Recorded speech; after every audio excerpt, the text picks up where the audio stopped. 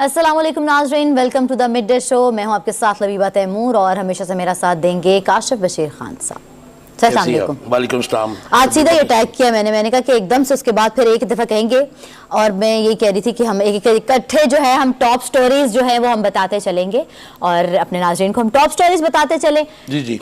वज़ीर आज़म की जानिब से एक दफ़ा फिर मतलब ये वज़ीर आज़म जो हैं वो शहबाज शरीफ हैं, एक ओहदे के हवाले से बात नहीं मैं एक ओहदे के हवाले से बात कर रही हूँ कि वज़ीर आज़म जो पहले भी हमारे रह चुके हुए हैं उनकी जानिब से भी ये इकदाम उठाए गए थे, लेकिन अब जो मौजूदा हमारे वज़ीर आज़म है शहबाज शरीफ, उनकी जानिब से भारत की क़यादत को मिल बैठ कर मसाइल हल करने की पेशकश की गई है। मसला कश्मीर के हवाले से भी वो बातचीत करना चाह रहे हैं।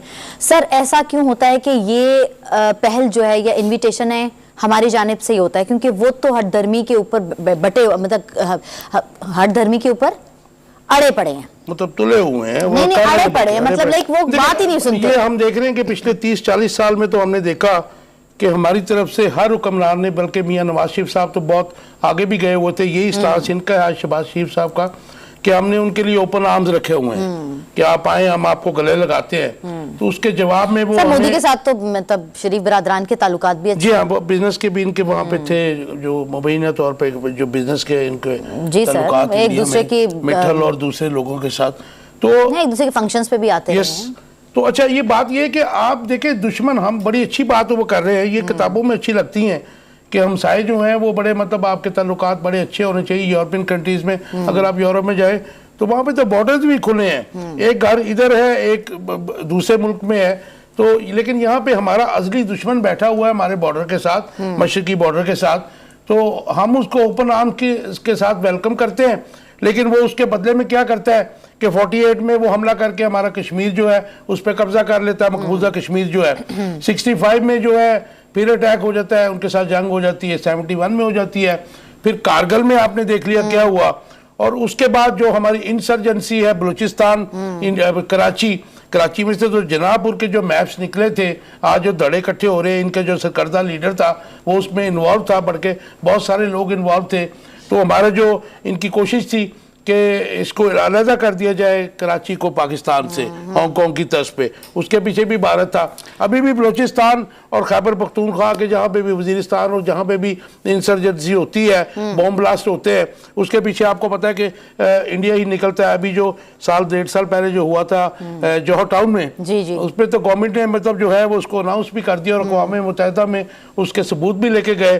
तो मैं समझता हूँ कि दुश्मन को दुश्मन कहना पड़ेगा और उसको समझना पड़ेगा। लेकिन आप ये देखें ना, मतलब हम इनविटेशन दे रहे हैं, अमन पसंद हैं हम, और हमारा दीन भी ये कहता है कि अमन पसंदी दिखाया जाए। आप कैसे देखते हैं? नहीं, वो आप देखते हैं, लेकिन दीन हमारा ये भी कहता है जिहाद भी करें जी, वो वाला जिहाद नहीं। मैं आपने इससे पहले जो स्टेटमेंट दी थी मैं वो अपने नाज़रीन तक पहुंचाना चाह रही थी कि कुफार का हाँ। अच्छा, अब मैंने इनसे पहले भी पूछा तो उन्होंने कहा दीन आपका बेशक ये आपको कहता है, तालीमात देता है, लेकिन कुफार के साथ लड़ने की तालीमात भी देता है। रसूल करीम सल्लल्लाहु अलैहि वसल्लम ने खुद भी जंगें लड़ी, ठीक है जी, और उसके बाद मतलब हुक्म भी यही है कि दुश्मन समझा भी जाए। और उसमें अब कश्मीर में जो कुछ हो रहा है उसमें वेस्टर्न वर्ल्ड, अमेरिका समेत अक़वाम मुत्तहिदा खामोश है, लेकिन एग्रेशन जो है, इंडियन एग्रेशन बहुत ज़्यादा है और हम बेबस वहाँ पे नज़र आते हैं। मैं नहीं समझता कि कोर इश्यूज़ हल किए बगैर, क्योंकि हैदराबाद दक्कन भी वो ले गए थे उसके बाद एग्रेशन करके, और जूनागढ़ भी जो है वो हमारा पार्ट था 1947 में, वो भी इंडियन एग्रेशन करके हमसे छीन लिया था। अच्छा, नहीं आपको लगता है कि मसला कश्मीर के ऊपर बात करना चाह रहे हैं, कोई मसला कश्मीर, तो आप वैसे एक दूसरे से बात करते हैं तो अब तो मुहावरतन कहा जाता है कि मसला कश्मीर है, ये तो यानी ना हल होने वाली सिचुएशन। मसला कश्मीर तो इतना उलझ चुका है, मैं 1 मिनट आपका लूंगा कि 1962 में जब चीन ने अटैक किया था लद्दाख की तरफ से, बहुत बड़ा अटैक था इंडिया के ऊपर, तो उस वक्त रात को 2 बजे, उस वक्त आप 62 में अंदाजा करें 2 बजे तो वाकई 2 बजे होते होंगे ना, तो उस वक्त चाइनीज एम्बेसडर जो जुल्फकार अली भुट्टो साहब हमारे उस वक्त थे फेडरल मिनिस्टर, तो वो उनके पास आए और उन्होंने उनको इन्फॉर्म किया, उनको मतलब इंटीमेट किया कि हमने इस वक्त रात के इस पहर लद्दाख से इंडिया पे अटैक कर दिया है, ठीक है जी। भुट्टो साहब उस वक्त उठे और वो चले गए अयूब खान के पास जो कि सो रहे थे, उन्होंने बहुत देर के बाद उनको उठाया, बहुत मुश्किल से उठाया क्योंकि वो सदर पाकिस्तान थे। उसके बाद उन्होंने कहा कि जी मतलब इस वक्त चाइनीज़ एम्बेसडर मेरे पास आया था, ये डिप्लोमेटिक लैंग्वेज में उन्होंने हमें ये इंडिकेट किया है, हमें बताया है कि हमने 2 बजे उधर से अटैक किया है और आप भी इधर से चाहे तो कश्मीर में अगर हम घुस जाएं तो कश्मीर को आज़ाद करवा लेंगे। लेकिन क्योंकि आपको पता है कि अयूब खान भी जो है अंडर इन्फ्लुएंस थे अमेरिका के, तो उन्होंने भुट्टो साहब को डांट के भेज दिया वापस। तो भुट्टो साहब अपनी डेथ तक ये बार बार कहते रहे कि ये एक गोल्डन अपॉर्चुनिटी थी कश्मीर को आज़ाद कराने की, जो कि अयूब खान की हटदर्मी और अमेरिका नवाज होने की वजह से हमने मिस कर दी। और अब मैं एक और बात बता दूं आपको, सॉरी, इसी बात को जो है कुदरतुल्लाह शहाब ने मिस इंटरप्रिटेट करके अपना भुट्टो साहब को माइनस करके उसमें अपना नाम डाल दिया था। वेराज ये तारीख इस बात की गवाह है कि भुट्टो साहब ने उस वक्त जाके अयूब खान को कहा था कि अगर इस वक्त हम चाहें तो कश्मीर को आज़ाद करवा सकते हैं, क्योंकि इंडिया बहुत बड़ी मुश्किल में फंस चुका है। बहुत बड़ा अटैक हो गया, आपको पता है 62 में बहुत मार पड़ी थी चाइना से इंडिया को। लेकिन ये कश्मीर अब बहुत कॉम्प्लेक्स सिचुएशन है इस वक्त। अच्छा सर, एक और टॉप स्टोरी भी है जो हम साथ करते हुए अपने गेस्ट के पास जाएंगे। पाकिस्तान को मुश्किल तरीन मुआशी चैलेंजेस का सामना है, ये कहते हैं वज़ीर आज़म शहबाज शरीफ। सर, ये उनको जल्दी नहीं समझ आई? ये अब जा रहे हैं तो समझ आ रही है उनको। मैं इसी बात पे ना अपने गेस्ट को लेना चाहूंगी, हम शामिल गुफ्तगू कर ले। हमारे साथ मौजूद है मजहर बरलास। सर अस्सलाम वालेकुम। जी वालेकुम अस्सलाम। मजहर बरलास साहब, शहबाज शरीफ साहब की स्टेटमेंट जो आई है, उन्होंने कहा जी पाकिस्तान को मुश्किल तरीन मुआशी चैलेंजेस का सामना है। आपका टेक? काशिफ बशीर साहब, आपका माशाल्लाह हिस्ट्री पे बड़ी कमांड है आपको, मेहरबानी। और आपकी तहरीरें और आपकी गुफ्तगू इस बात की गवाही देती हैं कि आपको तारीख का बहुत इल्म है।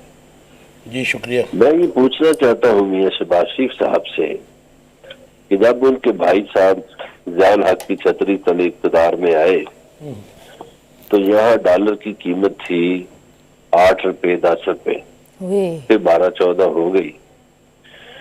तो उसके बाद से इक़्तिदार में तो यही लोग थे, इन्हीं की शक्ल थी ना। जो मुशर्रफ के साथ बैठे वो भी इन्हीं के बंदे थे। जी जी, वो स्प्लिट हुए थे। जी, पंजाब का इक़्तिदार भी इनके पास रहा, मुल्क का इक़्तिदार भी इनके पास रहा। तो आप मुझे बताइए कि पिछले जो 50 साल का इक़्तिदार है उसमें ये दोनों खानदान रहे, भुट्टो खानदान रहा या फिर ये शरीफ फैमिली, मियां साहबान, और एस्टेब्लिशमेंट के ये बड़े पसंदीदा थे मियां साहबान, ब्लू व्हाइट। तो इनका किया धरा जो है वो आज हम भुगत रहे हैं, वो पूरी कौम भुगत रही है। और इन्होंने क्या क्या चीजें मुतारफ कराई, कर्जे माफ कराने इंडस्ट्री पे वो इन्होंने मुतारफ कराए, बैंकों से कर्जे लिए माफ कराए इन्होंने कराए, मनी लॉन्ड्रिंग की इन्होंने की। ये तरीके का मुल्क को लूटना और करप्शन ज्यादा बना दिया। आज हालत ये है कि पाकिस्तान का कोई डिपार्टमेंट ऐसा नहीं जहां करप्शन ना हो। मजहर साहब, वो ये भी कहते हैं कि करप्शन पर हुकूमत जीरो टॉलरेंस की पॉलिसी पर अमल पैरा है। ये लेटेस्ट स्टेटमेंट, ये लेटेस्ट स्टेटमेंट। हाँ जी। तो वो अपने साहबजादे की तकरीर सुन लें और फिर अपने वजीर एहसन इकबाल की तकरीर सुन लें, जो ये ज्यादा अरसा नहीं हुआ, कुछ अरसा पहले ही वो फरमा रहे थे कि हाँ बच्चों करप्शन होती है, करप्शन होनी चाहिए। और उनके जो मनसूबाबंदी के वजीर एहसन इकबाल साहब वो फरमा रहे थे कि मुल्कों ने करप्शन के साथ तरक्की की है। अच्छा, तो पॉइंट निकाला है सीरियसली। साहब, ये एहसन इकबाल साहब ने, आपको पता ही है कि ये आपा निसार फातिमा के फर्जंद हैं जो ज़ियाउल हक साहब के बहुत क्लोज थी, लेकिन उन्होंने किसी का नाम नहीं लिया था ऐसे करप्शन ज़्यादा मुल्क का जिसने तरक्की की हो, किसी मुल्क का नाम नहीं लिया था उन्होंने। हाँ, नाम नहीं ले सके, लेकिन उन्होंने ये तो कहा कि मुल्कों ने करप्शन के साथ तरक्की की। करप्शन के साथ। आप मुझे ये बताएं कि जो लोग मुल्क में करप्शन को रिवाज देने वाले हैं, जी जी, जिन्होंने लोगों के फॉरेन करेंसी अकाउंट सीज किए, वो लोग मुल्क की तरफ बात करेंगे मईशत की। वो एक और भी था जी, कर्ज उतारो मुल्क संवारो भी तो इन्होंने शुरू किया था जी। जी जी जी जी, उसका पैसा कहाँ गया? उसमें जो कर्ज उतारो मुल्क संवारो में, तो अच्छा कि आपने याद करवा दिया, उसमें तो इस मुल्क की औरतों ने, हमारी माओ बहनों ने, बेचारियों ने अपने जेवर तक दे दिए कि मुल्क जो है जी कर्ज उतर रहा है मुल्क का। तो गरीब लोगों ने तो सब कुछ लुटा दिया। नहीं, इस वक्त मदर साहब इस वक्त ये स्टेटमेंट आपको कैसे लगती है कि पहली वाली हुकूमत इसलिए गई क्योंकि महंगाई बहुत ज्यादा, बेरोजगारी और मुआशी हालात इतने खराब होने का उन पे इल्जाम लगाया गया, उसके बाद आए और उन्होंने कहा कि हम कुछ ना कुछ ठीक करेंगे। कुछ ना कुछ ठीक करते करते हम इस नहज पे पहुंच गए कि हम तो आटे से भी गए, हम तो महंगाई के इस दहाने पर आ गए कि हम मुर्गी खाने वालों में से भी चले गए हैं, और अब हमें हर चीज के लिए ना रोना पिटना पड़ता है, बिजली, गैस, लोड शेडिंग, हर चीज के लिए। और अब इस टाइम पर कर ये स्टेटमेंट के पाकिस्तान को मुश्किल तरीन मुआशी चैलेंजेस का सामना आप कैसे देखते हैं? मुझे इस स्टेटमेंट में सिर्फ हंसी आ रही है। तो आपको उनको भी वो भी हंसे इसीलिए थे कि क्या है, कौन रहा है? मैं वही कह रही हूँ कि पहले वाली हुकूमत निकाली इसीलिए कि ये चैलेंजेस की बात की जा रही थी। जी मैं गुजारिश करता हूँ, आप देखिए कि जिस वक्त ये रजीम चेंज ऑपरेशन हो रहा था तो उस वक्त मौलाना फजल रहमान और जरदारी साहब के साथ खड़े होकर मियां शहबाज साहब फरमा रहे थे कि हमें मौका मिला तो हम 6 महीने में ठीक कर देंगे मुल्क की हालत बदल देंगे। हाँ, वो क्लिप रखिए। अब आ जाइए बेरोजगारी पर। देखिए 1 साल पहले ये सूरत हाल थी कि फैसलाबाद में पावर लूम सेक्टर को 2 लाख मजदूरों की कमी का सामना था। एग्रीड, यानी रोजगार था, बंदे नहीं थे। अब 1 साल के अंदर अंदर ये सूरत हाल हो गई कि फैक्ट्रियां बंद हो गई और लोग लाखों के हिसाब से बेरोजगार हो गए। आपने आटे की बात की, 1 साल पहले ये सूरत हाल थी कि जो आदमी जिसके पास पैसे नहीं थे, गरीब आदमी था, वो लंगर खाने में जाके खाना खा लेता था, और जो कोई दूसरे शहर से आता था परदेसी, उसको रहने के लिए जगह नहीं थी, वो पनाहगाह में जाकर रह लेता था। 1 साल की कारकर्दगी ऐसी हो गई है 9 महीनों की कि लंगर खाने तो दूर की बात, लोग पैसे पकड़ के खड़े हैं और उनको आटा नहीं मिल रहा। एग्जैक्टली ठीक है जी। अच्छा, ग्रोथ रेट 6% पे था, आज वो कहाँ है? एक्सपोर्ट रेट क्या था, आज कहाँ है? आज तो आपकी वो 2.5 लाख के करीब एलसीज हैं, वो नहीं खुल रही। मजहर बर्राज साहब, इलेक्शन तो होने जा रहे हैं, क्योंकि 2 सूबों को भी अगर करवाएंगे तो फिर 2-3 माह के बाद कौमी जो असम्बली के इलेक्शन और बाकी 2 सूबों के करवाने ही पड़ेंगे, जो कि वैसे तो लगता है कि आम इंतखाबात ही होंगे। आप क्या देखते हैं, क्योंकि आप इन सर्कल्स में बड़ा इस्लामाबाद में मतलब आप इन हैं, आपके ताल्लुकात भी हैं, मुस्लिम लीग नून जो है ये तो ये भी नजर आ गया कि अपना अपना इलेक्शन लड़ेंगे ये, तो मुस्लिम लीग नून के पास कौन सा नारा होगा, इंतखाबी नारा, जिसको बेस बना के वो इलेक्शन लड़ेंगे? देखिए, आपने एक बड़ी अहम बात की है कि आम इंतखाबात ही होते नजर आ रहे हैं। वो इसलिए ये रिस्क नहीं ले सकते कि पंजाब में इलेक्शन अलग से हो और केपी में इलेक्शन अलग से हो और आम इंतखाबात अलग से हो। जी जी, वो इसलिए रिस्क नहीं ले सकते कि अगर पंजाब में इलेक्शन हो रहे हो तो इलेक्शन रूल्स के तहत कोई मिनिस्टर कैंपेन नहीं कर सकेगा। जी, वो नहीं आ सकेंगे इधर। तो नून लीग की तो सारी कबीना पंजाब की है। जी हाँ, क्या राना सनाउल्लाह, एहसन इकबाल या ख्वाजा साद रफीक या याद सादक, ये लोग कहाँ जाके कैंपेन करेंगे? और पीपल्स पार्टी के अगर रहनुमा इधर आएंगे तो उनकी इतनी से नहीं है पंजाब में। एग्जैक्टली, उनकी तो सुनी कोई नहीं जाएगी। जी जी, और कैंपेन वो भी नहीं कर सकेंगे। हाँ, जो वो वुज़रा तो नहीं कर सकेंगे। जी बिल्कुल ठीक है, नहीं कर सकेंगे, इसलिए ये रिस्क नहीं लेंगे। और फिर दूसरा रिस्क इनके सामने बहुत बड़ा चैलेंज है कि अगर फर्ज करो ये इलेक्शन करा ले जी जी सूबों के अलग, तो 4 महीने बाद ये कौमी असम्बली का इलेक्शन कैसे लड़ेंगे जब पंजाब में पीटीआई का ताकतवर वजीर आला होगा, उनकी हुकूमत होगी, एग्जैक्टली, इंतजामिया उनके पास होगी। आप मेरे साथ ही थे मजहर साहब, आप मेरे साथ ही थे जब इमरान खान साहब ने कहा था कि अगर ये 2 इलेक्शन पहले करवा देंगे तो फिर मैं सिंध में घुस जाऊंगा इलेक्शन कैंपेन के लिए। बिल्कुल सही है। तो वो उनके लिए दोनों तरफ खतरात है। मुझे काइंडली बता दीजिए, कोई नारा नजर आता है इनके पास, स्लोगन, कोई इलेक्शन स्लोगन जिसको बेस बना के ये इलेक्शन लड़ सके? सर इतनी अच्छी कारकर्दगी है तो स्लोगन नहीं, ये स्लोगन तो नहीं चलेगा ना कि पाकिस्तान का हम करप्शन के ऊपर 0 टॉलरेंस। तो सर यही तो कह रही हूँ, बहुत अच्छी तो कारकर्दगी है आपके पास। देखिए 50-55 साल से रोटी कपड़ा मकान का नारा पिट गया, वो जो मुल्क कर्ज तारो मुल्क संवारो वो भी कहीं डूब गया। और मईशत पे या लूट मार पे तो ये बोल नहीं सकते। आखिरी इनका नारा था वोट को इज्जत दो, वो भी 9 महीने पहले इन्होंने डुबो दिया। बलराज साहब आपका बहुत शुक्रिया। मुझे एक लाइन का आंसर दे दीजिए कि जो एटमी धमाका हुआ था 1998 में, उसका क्रेडिट भी जो है PMLN लेती है, मियां नवाज शरीफ साहब लेते हैं। कुछ वन लाइनर बता दीजिए कि कितना रोल था उसमें मियां नवाज शरीफ साहब का। नहीं, वो तो एस्टेब्लिशमेंट का रोल था जी। इनका क्या रोल था? इनको तो पता भी नहीं था। इनको तो ये कहा गया था बस कि ये करना। थैंक यू वेरी मच जी, थैंक यू, मेहरबानी बलराज साहब। मैं आपकी तरफ इसलिए देख रही थी कि आपको एटमी धमाका कैसे याद? वो इसलिए याद आ गया क्योंकि इलेक्शन आ रही है, ये सब चीजें सामने आनी है आपको। सर वैसे ऑलरेडी दिन ब दिन हमारे एटमी धमाके बजते वो धमाके दूसरे हो रहे हैं ना। लेकिन इस क्रेडिट जो है, इसका क्रेडिट जो है सिर्फ जुल्फकार अली भुट्टो के अलावा किसी को नहीं आप दे सकते। नहीं दे सकते, क्योंकि ये वो काम था जिसके लिए पाकिस्तान और इंडिया के दरमियान में बैलेंस ऑफ पार किया, और उसके बाद उसने अपनी गर्दन भी लंबी करवाई। This credit goes to Zulfikar Ali Bhutto ji. Sir यहाँ वक्त हुआ एक ब्रेक का, कहीं मत जाइएगा, stay with us.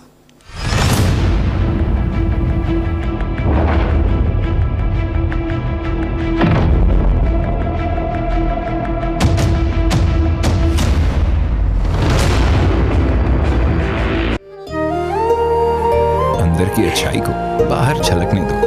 Cadbury dairy milk, कुछ अच्छा हो जाए, कुछ मीठा हो जाए।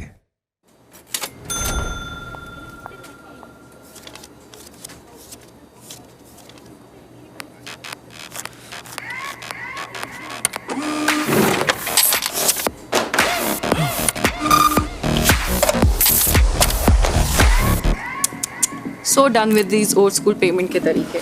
टैप करो अपना इजी पैसा visa debit card and shop like a pro. Make your life easy bro. Lemon max long bar चिकनाई पे करे वार, बर्तन चमके चमचमा चमचम। लीमों की पावर इसमें महीने की छुट्टी चमचमा चमचम। लेमन मैक्स लॉन्ग बार चले पूरे महीने चमचमा चमचम। बखैर वाह, ये तो बिल्कुल अपने बम पर गया है। माशाल्लाह माशाल्लाह, बहुत प्यारा बच्चा है। ये लगा वो कारखाना। ये बताओ कि इसे पोलियो के कतरे पिलवा दिए? लाला, इन कतरों के बारे में लोगों से बहुत सुना। क्या जरूरत है इन कतरों की? लोगों को छोड़ो लाला, मुझे देखो। जिसे माँ बाप का सहारा बनना था, वो आज पोलियो की वजह से खुद माँ बाप के सहारे पर है। कौन? Polio team. हम बच्चों को कतरे पिलाने आए हैं। ये दस्तक तुम्हारे बच्चे की सेहत के लिए। पोलियो एक लाइलाज मर्ज है जो बच्चे को जिंदगी भर के लिए माजूर कर सकता है। सिर्फ पोलियो के कतरों के जरिए इस मर्ज से बचा जा सकता है। मुहिम के दौरान बच्चों को विटामिन ए के कतरे भी जरूर पिलवाएं। फैसला आज करना है, अगर कल बच्चे को चलना है। आपका फेवरेट सनसिल्क शैम्पू अब हुआ और भी बेहतर। इसमें है विटामिन्स, ऑयल्स एंड प्रोटीन्स का सुपर मिक्स, जो दे आपको शाइनी, घने और खूबसूरत बाल। सुपर बाल हर बार नई सनसिल्क सुपर मिक्स के साथ।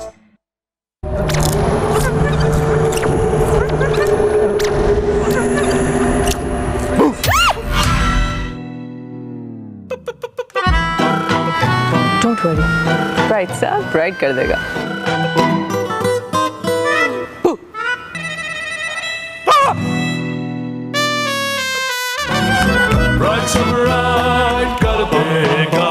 आपका फेवरेट सनसिल्क शैम्पू अब हुआ और भी बेहतर। इसमें है विटामिन्स, ऑयल्स एंड प्रोटीन्स का सुपर मिक्स, जो दे आपको शाइनी, घने और खूबसूरत बाल। सुपर बाल हर बार नई सनसिल्क सुपर मिक्स के साथ।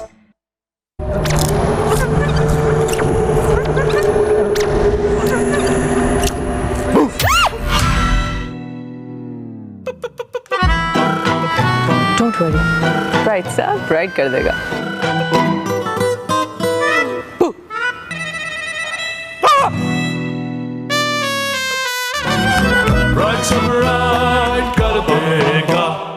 सना रेडी हो गई? फुप्पो और सब आते ही होंगे। रेडी अम्मी। वाह, बड़ा ग्लो है चेहरे पे। पर ये कोर्ट के कपड़े आज welcome back to the mid day show. नाजरीन, कराची के बल्दियाती इंतखाबात का नताइज आ गए हैं। पाकिस्तान पीपल्स पार्टी यानी Pakistan parliamentarians party exactly PPP ने 93 जो है वो सीट्स ली हैं, जबकि जमात इस्लामी की 86 हैं और तीसरे नंबर पर जो तहरीक इंसाफ है उसने 40 ली हैं और 236 हाँ, जो 246 में से 10 हल्के में नहीं हुए थे ना, इसलिए 236 थे। अच्छा, लेकिन जमात इस्लामी का ये बल्दियाती इलेक्शन के नताइज को मानने से इनकार और उन्हें मुल्क गिर एहतजाज की कॉल भी दी है। हमारे साथ जफर हिलाली साहब मौजूद हैं, सीनियर तज्ज़ियाकार, मजीद उनसे ही जानते हैं। हिलाली साहब, हाउ डू यू सी ये रिजल्ट जो आया कराची का, इसमें जो इल्जामात लग रहे हैं सिंध की सूबाई हुकूमत पर लग रहे हैं और पीटीआई और जमात इस्लामी इसको मानने से गुरेज़ा हैं और इनकारी हैं, प्रोटेस्ट की कॉल भी दे रहे हैं। बस जी देखिए, इतने सारे इल्जामात हैं, इतने यूट्यूब वीडियोस हैं, इतना एविडेंस है, तो मेरे ख्याल में ये कुछ नहीं था, ये कॉस्मेटिक एक्सरसाइज भी नहीं था, ये हर लिहाज से काउंटर प्रोडक्टिव था। मेरे ख्याल में बेहतर होता कि नहीं होते इस तरीके से जो हुआ। कोई खुश नहीं है पीपीपी के अलावा। तो ये फिर जो नेक्स्ट इलेक्शंस होने जा रहे हैं अनकरीब ही होंगे, अगर इमरान खान साहब की बात नहीं भी मानी जाती तो फिर भी चंद महीनों की बात रह गई है। तो क्या हम यही सारा सिनेरियो जो है, ये सारा ड्रामा जो है जनरल इलेक्शंस में भी देख सकते हैं? देखिए, हमें तो ऐसा लग रहा था कि जिस तरीके से किसी ने वो अप्रोच किया, ऐसा लग रहा था कि एक ड्रेस रिहर्सल है एक्चुअल इलेक्शन, जनरल इलेक्शंस का। मगर अगर ये ड्रेस रिहर्सल है जनरल इलेक्शन का, तो वो तो सिविल वॉर हो जाएगा, हंगामा हो जाएगा। मैं तो समझता हूँ, और मैं समझता क्या हूँ, मैं कन्विंस्ड हूँ कि हम उस नेट पे आ गए हैं तो 1977 का था, जब भुट्टो को कंट्रोवर्शियल इलेक्शन के बाद आप सबको पता है क्या गवर्नमेंट बहुत ही अफसोसनाक बात है। बेहतर हो रहा है कि ये होते। तो ये जो अभी इस वक्त सिनेरियो बना है, जैसे 3 धड़े एमक्यूएम के भी उन्होंने इत्तेहाद कर लिया, हालांकि ग्राउंड पे उनकी जो इम्पोर्टेंस है या उनका वोट बैंक है वो तो हमें पिछले इलेक्शंस में भी नज़र आया, बाई इलेक्शंस में भी नज़र आया कि अवाम उन्हें मुस्तरद कर चुके हैं। तो ये आप कैसे देखते हैं कि खुदा ना खास्ता कराची फिर तो आग खून के दरिया तो नहीं बहने जा रहे जैसे माजी में हमने देखे 35 साल 40 साल, और माओ की गोदें उजड़ गई, वहाँ पर चाइना कटिंग हुई, कब्जे हुए और टारगेट किलिंग हुई, बताखोरी हुई। क्या कुछ नहीं हुआ? तो नहीं होगा इसलिए कि ये इतने ताकतवर नहीं है, और इनकी जो इत्तेफाक, इनकी जो यूनिटी हुई है ये ऊपर से लगाई गई है, तो कहा है क्या कहते हो, तो फिर अलग हो जाएंगे। और मेरे ख्याल में वो नौबत नहीं आएगी, इसलिए कि रेंजर और ये वो का हाथ अभी तक काफी तगड़ा है कराची पर, मगर फायदा कुछ नहीं हुआ। लेकिन हिलाली साहब, जो उन्होंने बयानात दिए मुस्तफा कमाल ने और फरूक स्टार ने, वो तो बड़े अलार्मिंग है। वो तो ऐसे लग रहा था कि वो फिर तलवारें लेके निकल आए हैं और वो अपने बाय फोर्स जो है अपने एजेंडे की तकमील चाह रहे हैं। हाँ, बात तो ऐसे करते हैं, मगर इन्होंने क्या किया है ये बताए। इन्होंने क्या है, इन्होंने मूवमेंट को तबाह कर दिया, लगते हैं तो गालियां देते रहे, देते रहे, और किसी के कहते फिर अलग भी हो सकते। ख्याल में उस किस्म का ट्रैक पर है। अच्छा, आप जी आप जफर हिलाली साहब, आपकी बात से तो मैं यही जान पाया कि इनको दोबारा से कराची के सीन में इंडक्ट किया गया है। नहीं, कराची में कंसिडर है ये। अच्छा जी, इंडक्ट क्यों किया गया है? इनको कहा है कि अगर एक लिहाज से मशवरा है कि आप इकट्ठे हो तो फिर यू विल काउंट, इकट्ठे नहीं हो तो ये 5-7 नेशनल के सीट्स देके बैठे रहो। एक ना एक मेजर पार्टी का सहारा लो। अच्छा जफर इलाही साहब, वज़ीर आज़म की भारतीय क़यादत को मिल बैठकर मसाइल हल करने की पेशकश, भारत से मसला कश्मीर समेत मसाइल पर बातचीत के लिए तैयार है। शहबाज शरीफ का ये स्टांस सामने आया, कैसे देखते हैं आप? तो फॉरेन अफेयर्स के Exactly. भी आप एम्बेसडर भी रहे हैं पाकिस्तान के, और फॉरेन अफेयर्स पे स्पेशली इंडो पाक रिलेशंस के ऊपर भी मतलब you have got great grip. तो मैं चाहूंगा कि इस मामले पे जरा हमारे व्यूअर्स को बताइए कि ये जो बयान दिया प्राइम मिनिस्टर साहब ने, इसकी क्या हकीकत है और इसके आफ्टर इफेक्ट्स क्या है? कुछ इस पे पेशरफ्त हो सकती है कि सिर्फ बयान की हद तक है? देखिए, हमारा प्रिंसिपल स्टांस था और वो अनाउंस हो गया। मेरे ख्याल में इमरान खान ने मोदी के हरकतों के बाद कहा कि नहीं पैदा हो ये द बुचर ऑफ गुजरात का कितने लोगों के लिए मारा है, उनके उसके साथ बात हो जिसने कश्मीर के मामले को क्या नहीं किया। तो उधर तो डेमोग्राफी चेंज हो रहा है, उधर तो 1.5 मिलियन हिंदुओं को लाके कश्मीरी बना दिया है और उनको जमीन दे, तो गलत है। नहीं, आपने तो बड़ी इंपॉर्टेंट बात की कि डेमोग्राफी जब चेंज हो गई तो अब तो कश्मीर का इशू ऑलमोस्ट हमारे हाथ से निकल चुका जी। नहीं, हमारे हाथ से कभी नहीं निकला। जब तक कश्मीर की आजादी के लिए लड़ेंगे हम उनके साथ खड़े होंगे। हम तो साथ खड़े हैं, लेकिन डेमोग्राफी जब चेंज की है तो बहुत सारी जो चीजें हैं, बहुत सारी चीजें चेंज होगी। जैसे आपने क्या कितने मिलियन आप बता रहे थे हिंदू? मानता कौन है डेमोग्राफी की? जो हिंदू है ये तो इनको यही मुसलमान जो कश्मीरी है जब देखेंगे कि ये उनके मुल्क के साथ क्या कर रहे हैं वो लगेंगे इनके पीछे, मार कुटाई होगी।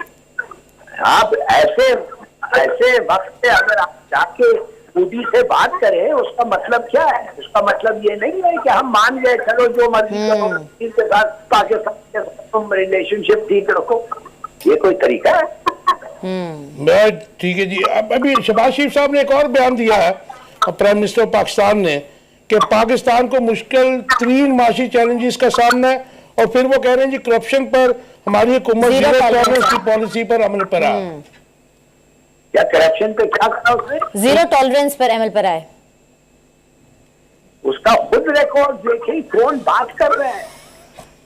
ये आप जाके गिनीज बुक ऑफ रिकॉर्ड से चेक करें। जिस दिन उनकी पेशी मेरी तरफ से तो नो कमेंट्स। ठीक हो गया, बहुत शुक्रिया। सीनियर जफर हिलाली हमारे साथ मौजूद थे। काफी सर आप क्यों हंस रहे हैं? मैं इसलिए हंस रहा हूँ कि आपको भी हंसी आती होती है प्रोग्राम में ना, मुझे इस स्टेटमेंट पे हंसी आ जा रही है। सर मैं भी इसमें वही बात जफर हिलाली साहब ने की, कहते देखो लुक हु इज टॉकिंग। अच्छा, ये इसी बात पे हमारे जो पहले गेस्ट थे, ठीक है जी, वो भी हंसे थे। आज आप नहीं हंसी, मैं परेशान। सर मैं हंसी हूँ। आप एज ए जर्नलिस्ट आप हंसी नहीं है। मैं हंसी, मुझे भी हंसी आ रही है। वो मुझे इसलिए हंसी आ रही है कि क्या कौन रहा है। हाँ वही ना, exactly. Look who is talking. यहाँ वक्त हुआ एक ब्रेक का, कहीं मत जाएगा, स्टे विद अस।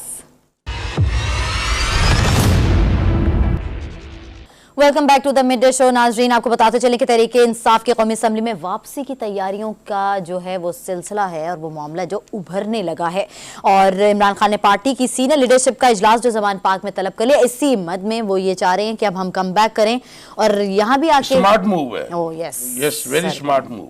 अच्छा, चौधरी शुजात की मुस्लिम लीग काफ की पार्टी सरबराही का मामला, काफ लीग की पार्टी सरबराही से मुतालिक महफूज फैसला सुनाने की इस्तदा भी है। और मैंने कहा मैं जल्दी से अपने नाजरीन को बताती चलूँ ना top stories. Pakistan kidney and liver institute में किडनी ट्रांसप्लांट ही बंद हो गई है, तो जनाब फिर PKLI का मकसद क्या था? सर मुझे तो ये समझ नहीं आ रही है। हमारे साथ मौजूद है राना मुबशर साहब, और राना मुबशर साहब से जो हम बात करना चाह रहे हैं, जिसपे आज हम लोगों को काफी हंसी आ रही है, वो ये है कि जी पाकिस्तान को मुश्किल तरीन मुआशी चैलेंजेस का सामना है। शहबाज शरीफ ने कहा करप्शन को हुकूमत जीरो टॉलरेंस की पॉलिसी पर अमल पैरा है। बशर साहब, किस किस्म की ये बात अब आई है कि वो कहते हैं कि लुट गए, मर गए, और अब आपको याद आया कि जी मुश्किल तरीन मुआशी चैलेंजेस का अब तक सामना है? सर मतलब मुझे कुछ समझ नहीं आई। वैसे तुसी ना दोपहरी मजाक शुरू कर देंगे।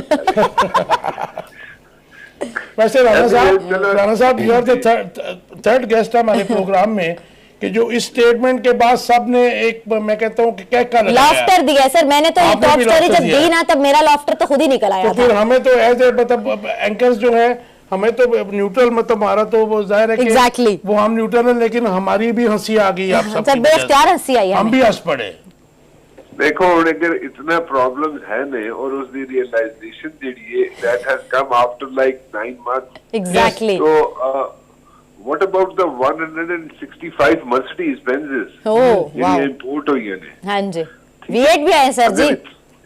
मतलब अगर इतना ही प्रॉब्लम चल रहा है और इतने इश्यूज हैं जहाँ पे $5,000 की वो नहीं खुल रही, एलसी नहीं खुल रही, ठीक है, और एलसी खुलने में प्रॉब्लम है, लोगों के वहां पे सामान वेस्ट हो रहा है, ठीक है। So there are so many issues, ठीक है। वहां पे कंटेनर खड़ा हुआ है कराची में, ठीक है। राणा साहब आता नहीं मिल रहा आवाम को, रास्ता नहीं है, सीरियसली वहां पे प्रॉब्लम्स हैं, इश्यूज हैं। और यहाँ पे जनाब कह रहे हैं जनाब के उनको रियलाइजेशन आफ्टर 9 months हुई है जनाब के इकोनॉमी की सिचुएशन बड़ी खराब है जी। तुम आए तो बड़ी देर के बाद आए हो, देर आए दुरुस्त आए सर जी। तो आप चलो दुरुस्त आए लेकिन 9 मिनट तक साढ़े से कड़ाके काट छोड़े ना। अच्छा राणा साहब, एक और भी उनकी स्टेटमेंट है, उन्होंने कहा जी करप्शन पर हुकूमत जीरो टॉलरेंस की पॉलिसी पर अमल पैरा है, ये बात कही है प्राइम मिनिस्टर मियां शहबाज शरीफ साहब ने। सर वो डट गए इस बात पर। नहीं, शहबाज शरीफ साहब बिल्कुल ठीक कह रहे हैं, करप्शन पे उनको बिल्कुल जीरो टॉलरेंस है, बिल्कुल करप्शन वो बर्दाश्त नहीं करते शहबाज शरीफ साहब, इसमें कोई शक नहीं है। लेकिन वो इर्द गिर्द जो करप्शन हो रही है उसको भी जरा थोड़ा सा ध्यान देना उस पर, वो तो सामने नजर के सामने हो रही है, तो सब कुछ सामने चल रहा है।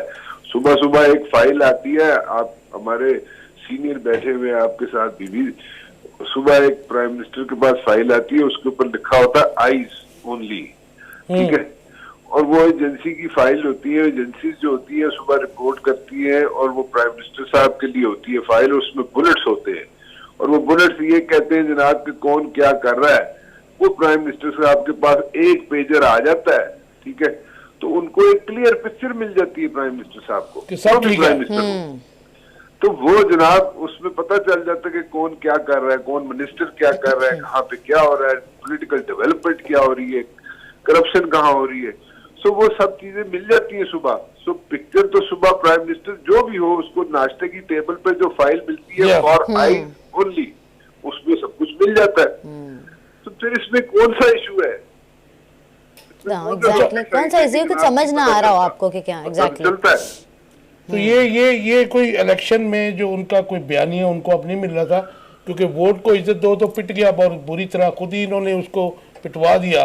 तो अभी आप क्या समझते हैं कि अगर नून लीग बज़ाहिर नज़र ये आ रहा है कि इत्तेहादी पार्टियां जो हैं इलेक्शंस जो हैं अपने अपने प्लेटफॉर्म से ही लड़ेंगी, अपने अपने इंतखाबी निशान से ही लड़ेंगी, तो ये तो करप्शन के खिलाफ ये जीरो टॉलरेंस वाला कोई स्लोगन तो नहीं लेके आ रहे आने वाले इलेक्शनों में PML नून?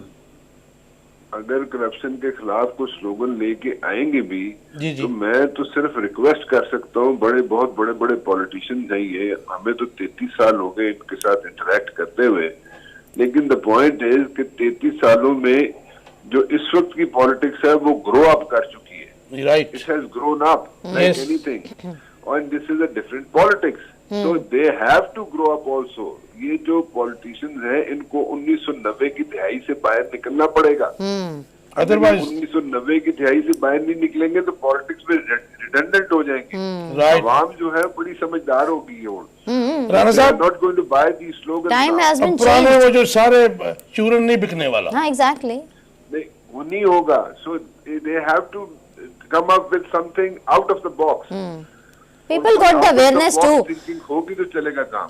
राणा साहब, तहरीक इंसाफ ने जो अपने आप एक और जो है स्मार्ट मूव इमरान खान साहब की तरफ से आई है, तो कौमी असम्बली में वापसी का अंदिया भी दे दिया, और उसके बाद जो है सीनियर लीडरशिप का इजलास भी आज बुला लिया उन्होंने, how do you see it? इसके साथ ही एक बात जो है चौधरी शुजात साहब ने चौधरी परवेज लाई साहब को भी वो नोटिस दे दिया उनको मुअत्तली का, कैसे देखते हैं आप इसको, इस मूव को? पहली बात तो मैं करूंगा जी कि मैं तो पहले दिन से कह रहा था इमरान खान साहब को पर्सनली भी और वैसे भी, जहाँ पे मुलाकात हो जाती थी वहां पे भी कहता था, वैसे भी कहता, आपको पता है हम शो में भी बैठ के कह देते हैं कि जी इमरान खान साहब आप नेशनल असेंबली से बाहर मत निकले, ठीक है, और पहले दिन से यही गुजारिशात करते रहे हम इमरान खान साहब से, क्योंकि अगर इमरान खान साहब नेशनल असेंबली के अंदर पहले दिन से बैठे होते तो आज सिचुएशन बहुत मुख्तलिफ होती। इमरान खान साहब जो जलसे जुलूस करते रहे, लॉन्ग मार्च 2 किए उन्होंने, ऑब्जेक्टिव जो थे उनके जो लॉन्ग मार्च से अचीव करने थे एज सच वो अचीव नहीं किए उन्होंने। साहब मुझे बता दीजिए कि इसके आने के बाद इत्तेहादी हुकूमत की मुश्किलात बढ़ेंगी अगर इमरान खान साहब असेंबली में वापस आ जाते तो? बिल्कुल आएंगे जी, बिल्कुल आएंगे, तो मुश्किलात भी बढ़ेंगी, क्योंकि हो सकता है कोई अब कहा जाए जनाब शहबाज शरीफ साहब को कि आप फेस करें नो कॉन्फिडेंस वोट, एतमाद का वोट के लिए। Thank you so much Rana साहब, एग्जैक्टली हम समाप्त करते हैं। तो नाज़रीन हमारा आज का मामला सियासी जो है मंतकी अंजाम इंशाल्लाह कल फिर मिलेंगे। इस वक्त ही अपना ख्याल रखिएगा, अपना बहुत दुआओं में शामिल रखिएगा। अल्लाह हाफ़िज़।